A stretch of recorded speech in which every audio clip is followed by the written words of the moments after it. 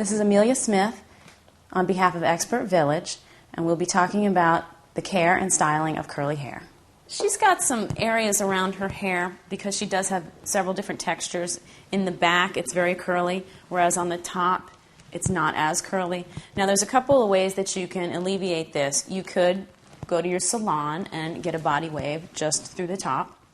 You could also use a curling iron and just hit these spots with the curling iron. Just make sure that you are using a thermal protectant on your hair. Most of the products now do have thermal protectants in them. So you see how that just sort of adds a little bit more life up there. Of course, natural looking curl is not the same all over. It's not uniform. And that's how you can tell a permed head versus a naturally curly head. So you don't necessarily want that curl to be all the same. So you can just curl half the hair. You can just curl the end.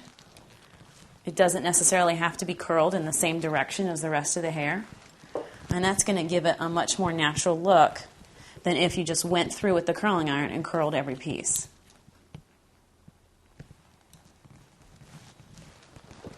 You also kind of want to break those curls up a little bit. And how you do that without making them explode is you just sort of pull them apart. And you see how you get that separation. Because that's what you're looking for in the style, is you're looking for separation and definition.